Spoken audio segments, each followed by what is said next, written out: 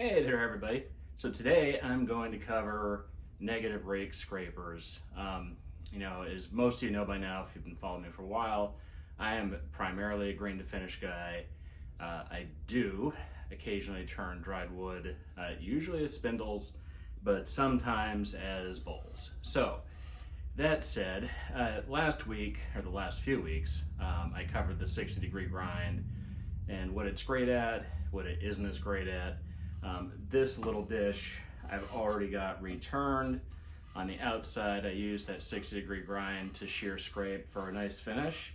On the inside, I used a combination of a 40-degree grind and a 60-degree grind to get as clean of a cut as I'm capable of. And admittedly, my ability to turn a bowl at a dried wood is not nearly as high as it is at a green. So while I don't have a lot of tear out, there's just tiny little bits, I do tend to leave a lot of little tool marks, just tiny little high-low spots. And while I'm sure if it was important enough for me to get incredibly amazing off the gouge finish without those tool marks or without any tear out, I just don't turn enough dried wood for me to really put that effort in, at least not lately and not over the last 8 years. So that said, I figured I would show you how I get this set up. And this was a skew that I just didn't use. I didn't like the shape of it. I have a couple other skews that I tend to like better. So I just kind of turned this one into a negative rake scraper. The angle that I have on it is, somewhere between 70 and 75 degrees, I think. I'm not certain how important it is to have, a less steep or more steep angle on this. I've used a skew with a very, very sharp angle on it. I don't think that it'll hold that burr edge that you put on as much. So I've just sort of fallen into this 75 degree, give or take. And it seems to work pretty well and hold up. So that said, I'm going to show you how I sharpen it, how I raise that burr, and how you can strengthen that burr to make it last just a little bit longer than if you don't. So, all right, so I'm at my grinder, and the way that I use this tool, this knob, is helpful because it always lets me know which side the burr is going to end up on or what side I want it to be on. So when I start sharpening this, I start on the bottom. So I will sharpen the bottom just nice and light. You'll see sparks come flying over that top edge. It means you're nice and clear or clean. And then I will continue and just lightly hit the top.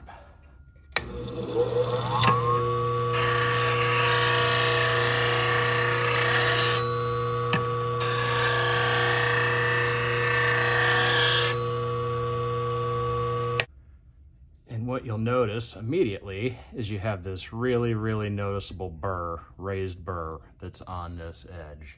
And that burr is going to be capable of taking some really, really delicate shavings and getting rid of any tool marks that you might have and light amounts of tear out. If you have a lot of tear out, you're still going to be better off coming back with the gouge.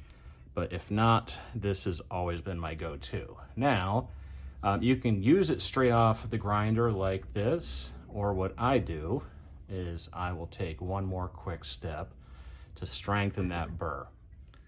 All right, so one really, really easy way to strengthen that burr, make it last a little bit longer, is hit the bottom side, so the opposite of that cutting edge, with a piece of hardened tool steel.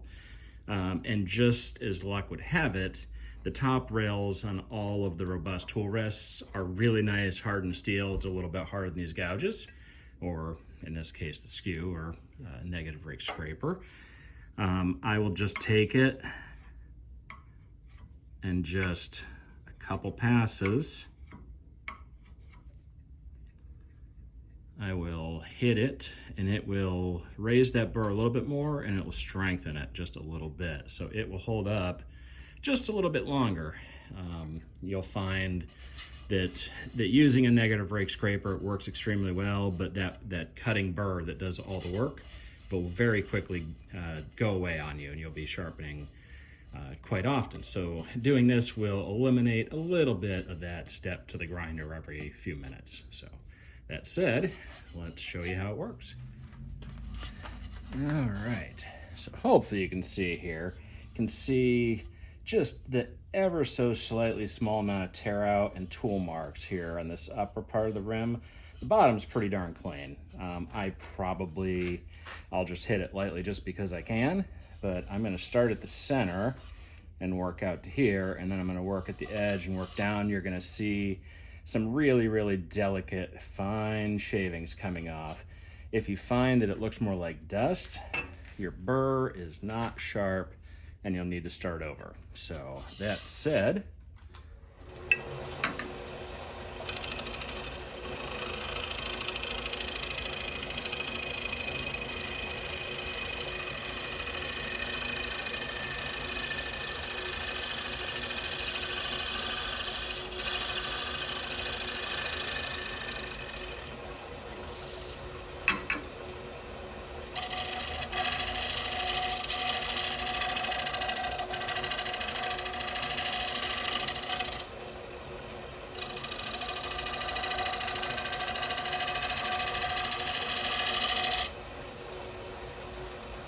like pretty much with any work Adelaide, you know, you're putting your pressure down onto that tool rest. You're not really putting hardly any pressure at all against the spinning piece. You're just presenting that tool to it, and if it's sharp and it's presented properly, you know, really you're just putting pressure down to keep any kind of bouncing from happening with the tool.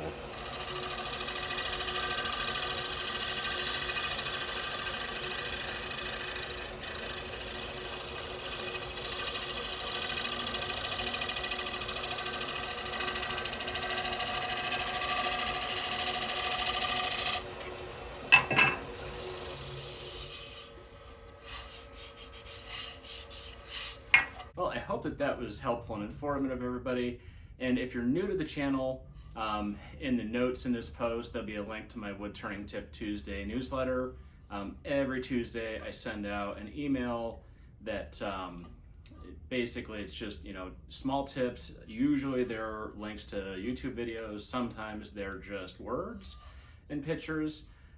As a bonus, if you do sign up, you get 10% off your first order of bowl blanks or any of my wood turning supplies on my website.